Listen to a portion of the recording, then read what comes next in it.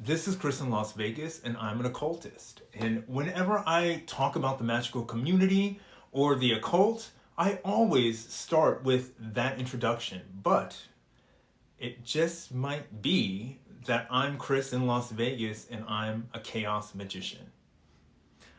Let's rewind 6 months into the past.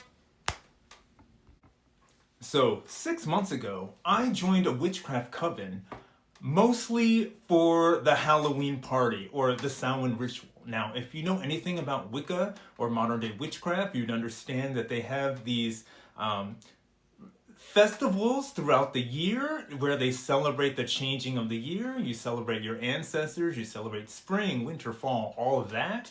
Well, Halloween is a big celebration and a big party, and I wanted to join a local coven to be in that party. Now, what happened 6 months ago in the coven, I was having like a disagreement with the teacher of the witch school because in Wicca, it's very much about the traditions, the casting the circle, the calling the four corners, the idea of channeling everything through the specific rituals that were passed down by Gardner and Alexander and all of that from the 1940s, 50s, 60s, when Wicca was brought into the mainstream or even conceived of in the modern world. Now, I grew up in a tradition of psychic powers, and I grew up in a household we were taught psychic powers. So I learned at a very early age that you can just concentrate and turn the power on, and things will happen, things will change.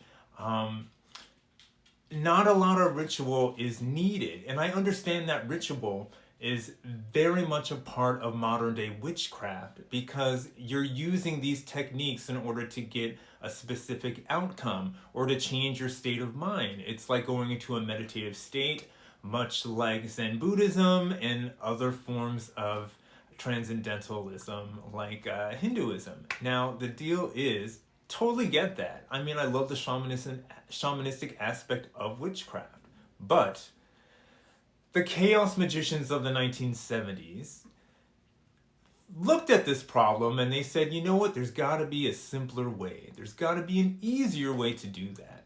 And what's funny, because I grew up in a world of psychic powers, I understand that concept. Let's rewind back 30 years.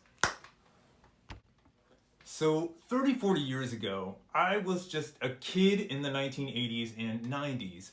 And again, growing up in a family where we were taught psychic powers, I got into the New Age movement. Now, the New Age movement of the 1970s, 80s, 90s was different than the magical community now. It was a free-for-all of study, and it was a free-for-all of ritual and borrowing from different traditions in order to get a specific outcome. And there were a lot of witches back in the day who were totally New Age, and there were a lot of people who were New Age who didn't identify as witches, who just identified as psychics or intuitives or magical practitioners. And the funny thing about the ancient world is not everybody in the ancient world were witches. Witches and priests and priestesses, they were more kind of like the specialists when it came to magic and spiritual matters. But everybody in society had access to magic. Now, this goes back in archaeology, anthropology, even in ancient Egypt, Greek, Rome, and of course throughout the Middle East and beyond, Persia, China. Peasants and the rich had access to magic. And that was really my motivations when it came to studying the occult and the New Age movement in the 1980s and 90s. And coming from that background, I love borrowing from different sources and understanding that, like, maybe this source and that source, I can grab things from each and make my own practice out of it. Or, like the chaos magicians, invent something simpler with the same foundational basis. So, after leaving the witchcraft school, which is kind of sad too, because I learned how to cheat on all the tests. So I honestly could have stayed in that witchcraft coven and like been the top boy in their witchcraft class because I learned how to cheat on all of their tests. And what's more witchcraftier than learning how to cheat, right? So I left because my case management work at my job kind of was becoming more busy. So I had like legitimate reasons to leave witchcraft school. But magic, intuitiveness, psychic ability will always be with me.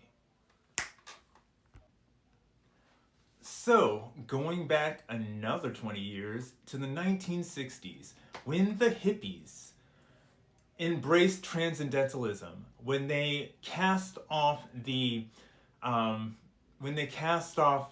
the traditions of their parents, they embraced kind of a world outside of the world they understood.